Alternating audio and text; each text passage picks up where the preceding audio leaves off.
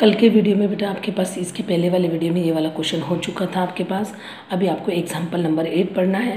RENT is a rectangular is diagonal meets at O, find the x। OR is equal to 2x + 4 and OT is equal to 3x + 1। यहाँ पे आपको ये दिए हुआ है diagonal और इसकी वैल्यू आपको दिए भी है। यहाँ पे आपको क्या बोला हुआ है, OT is half of the diagonal TE। क्या बोले भाई बेटा आपको, यहाँ पे डायगोनल कैसे रहते हैं, पैरेललोग्राम में बाइसेक्ट ईच अदर, यानी OT is equal to half of TE। क्या लिखेंगे अपन यहाँ पे, OT इज इक्वल टू, यहाँ पे अपन ऐसा लिख सकते हैं OT is equal to half of TE। यही सेंटेंस को यहाँ पे आपको लिख के दिया हुआ है, OT half of the diagonal TE। Diagonal TE का हाफ क्या है बोलते हैं, OT है, हाफ है डायगोनल TE का। यही सेंटेंस को बेटा आप ऐसा भी लिख सकते हैं।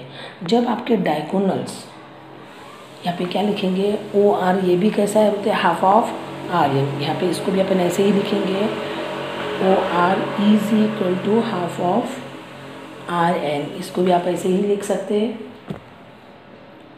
OR is half of the diagonal RN। यानी आपके पास OR कैसा है, हाफ है डायगोनल RN का, यानी ये क्या हो गया, यहाँ का बाइसेक्ट हो गया और इधर का भी बाइसेक्ट, यानी और ये भी बाइसेक्ट और ये भी बाइसेक्ट। जब दोनों अपने पास बाइसेक्ट है और दोनों एंगल कैसे आपके पास रेक्टेंगुलर के इक्वल है, जब दो डायगोनल्स आर इक्वल रहते हैं, रेक्टेंगुलर के डायगोनल्स कैसे रहते हैं, इक्वल, तो डायगोनल इक्वल्स तो उसके हाफ भी कैसे रहेंगे आपके पास, इक्वल। तो यहाँ पे आपको एक सेंटेंस दिया हुआ है आपके टेक्स्ट बुक में, diagonals are equal,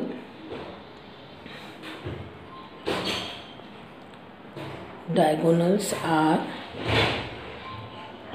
equal, here their havels are also equal, the diagonals are equal, there so their havels are also equal. अब हैवल बोले तो अपने पास क्या हो गया, ये डायगोनल जब इक्वल है तो इसका हाफ वाला पार्ट भी कैसा है बोलते हैं, halves half are also equal, यानी उसका हाफ वाला पार्ट भी कैसा हो गया है, इक्वल हो गया। तो अपन यहाँ पे क्या लिखेंगे, diagonal TE is equal to diagonal RN, ये लिखे बेटा।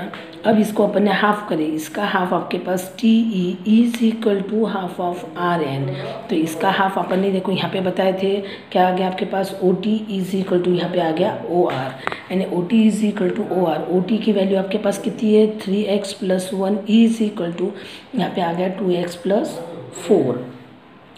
यहाँ पे आपके पास x की वैल्यू, x के पास के लिए क्या है, यहाँ प्लस है तो माइनस हो गया, यहाँ पे 4, यहाँ पे प्लस है तो इधर गया तो माइनस हो गया, यहाँ पे x इज इक्वल टू 3, यानी x की वैल्यू कितनी आ गई आपके पास, 3। ये हो गया बेटा आपके पास एग्जाम्पल नंबर 8 पूरा सॉल्व।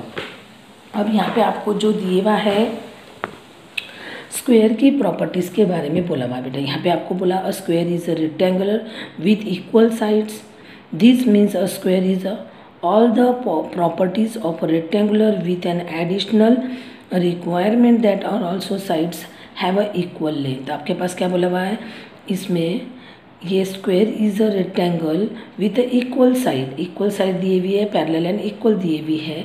यहाँ पे आपके पास ये रेक्टेंगुलर्स है और सॉरी ये स्क्वायर है बेटा, स्क्वायर में ऑल साइड्स कैसी रहती है, उसकी इक्वल रहती है। The square like a rectangular has diagonals are equal length, इसमें डायगोनल्स की लेंथ भी कैसी रहेंगी, इक्वल, यानी ये रेक्टेंगुलर के प्रॉपर्टी को फॉलो कर रहा है।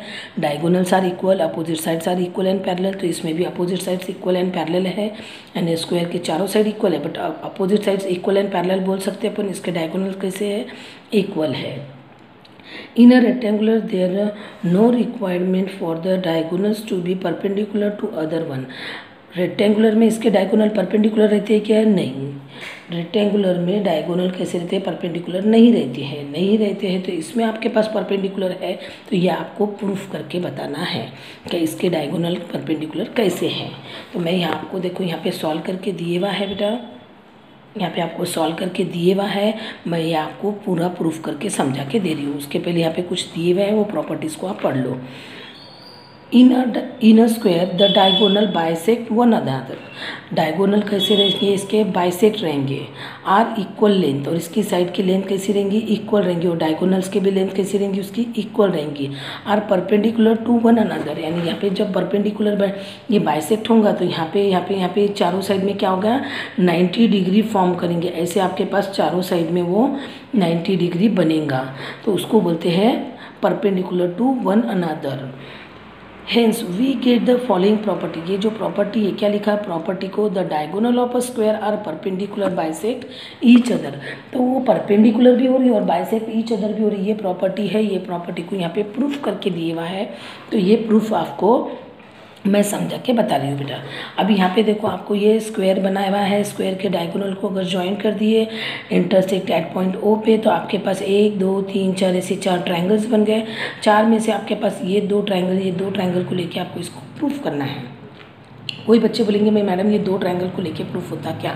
नहीं, जस्ट बाजू का लेंगे तो ही ये प्रूफ होता है। ऐसा क्यों? तो बेटा जहाँ पे आपके पास देखो 7th में आपने टेस्ट पढ़े हैं, कॉन्ग्रुएंट टेस्ट पढ़े हैं, तो वो कॉन्ग्रुएंट टेस्ट को जो रूल फॉलो होते हैं उसी हिसाब से यहाँ पे आपको उसको फॉलो करते हुए इन दोनों को आपको कॉन्ग्रुएंट बताना है। कॉन्ग्रुएंट बताए बाद में यहाँ पे 90 डिग्री कैसा फॉर्म होता है वो बताएंगे अपन। तो क्या दिए हुआ है बेटा आपके पास? देखो यहाँ पे मैंने एक स्क्वायर निकाली, diagonal intersect each other at point O, तो आपके पास ये 2 ट्रायंगल बन गए। तो आपके पास यहाँ पे क्या लिखना है? गिवन में सबसे पहले यहाँ पे अपन क्या लिखेंगे? Given.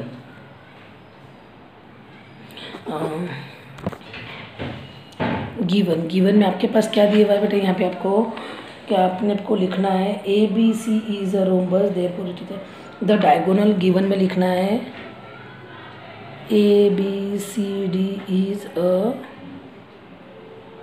Square, all sides are equal and diagonals bisect each diagonal bisect each other। Diagonal bisect each other, diagonal bisect बोले तो आपके पास क्या आ जाएगा बेटा? AO is equal to CO and DO is equal to BO। ये diagonal bisect each other हो गए। या फिर आपको इसको चारों भी इक्वल ऐसा बता सकते हैं बेटा, एंड नहीं लिखते चारों भी, क्योंकि इसके डायगोनल्स तो इक्वल रहते हैं। डायगोनल से बाइसेक्ट ईच अदर बोले तो पूरे क्या हो जाएंगे आपके पास? चारों साइड उसकी इक्वल हो जाएंगे। आप ऐसा लिख दिए। और यहाँ पे आपको टू प्रूफ में क्या बताना है?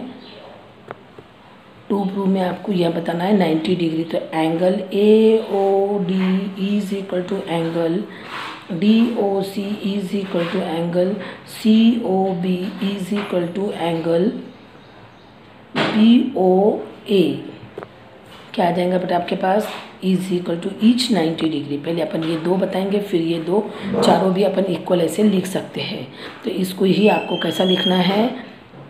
ये चारों भी एंगल आपको, तो अपन पहले ये 2 लेंगे फिर इसको इक्वल बताएंगे, क्योंकि चारों एंगल्स आपके पास कैसे यहाँ पे डायगोनल्स इक्वल है, तो अपन चारों एंगल्स इक्वल बता सकते हैं। ये हो गया टू प्रूफ। अभी यहाँ पे आ जाएगा आपके पास प्रूफ।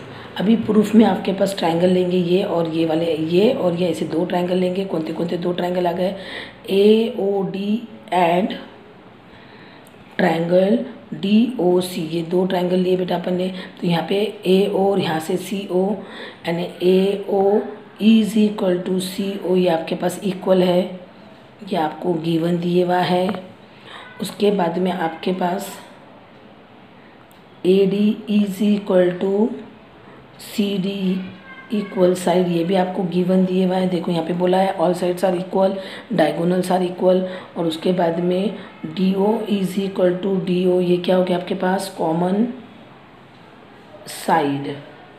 ये हो गई कॉमन साइड। तो आपके पास दोनों ट्रायंगल कैसे हो गए, triangle AOD congruence triangle COD, क्या हो गया, AOD और COD ये दोनों ट्रायंगल कॉन्ग्रुएंट हो गए। साइड साइड साइड कॉन्ग्रुएंस,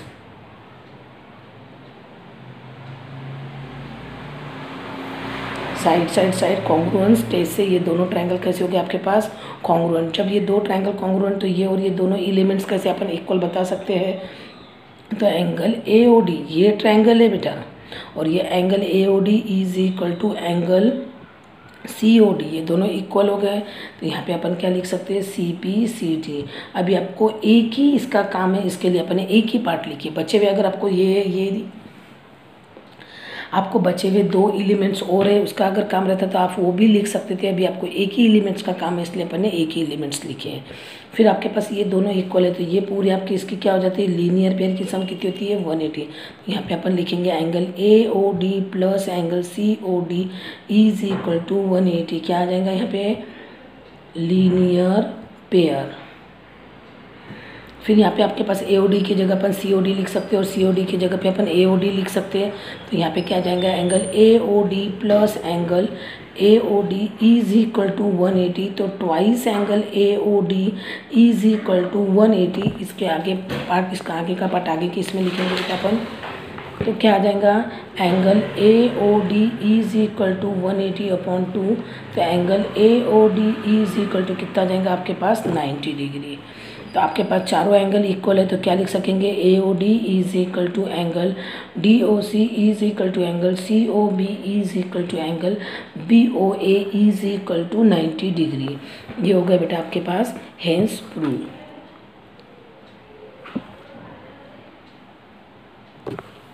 यानी आपके पास जो डायगोनल साइड है, यानी आपके पास ये जो प्रॉपर्टीज दिए हुई है, ये जो प्रॉपर्टी है, the diagonal of a square are perpendicular bisect each other, यानी वो कैसे हो जाते हैं, देखो यहाँ पे लिखा है equal angles being linear pair each is right angle. यानी लीनियर पेयर से आपके पास ये राइट एंगल रहते हैं चारों, ये आपको समझाया हुआ है। वही चीज़ मैंने आपको प्रूफ करके बताई बेटा कैसा आया करके। ये होगी इसकी प्रॉपर्टी यहाँ पे जो मैंने सॉल्व करके दिए हुए हैं। अभी यहाँ पे आपको एक्सरसाइज 3.1 का फर्स्ट क्वेश्चन, ये आपको घर पे होमवर्क है। Exercise 3.4, exercise 3.4 question number first homework है। क्वेश्चन नंबर फर्स्ट क्या है आपके पास, होमवर्क है, क्या है, true and false. Question number first, true और फॉल्स। क्वेश्चन नंबर 1 ट्रू और फॉल्स। क्वेश्चन नंबर 1 घर पे आपको होमवर्क है। क्वेश्चन नंबर 2 जो है बेटा वो मैं कल आपको अगले वीडियो में पढ़ाऊंगी।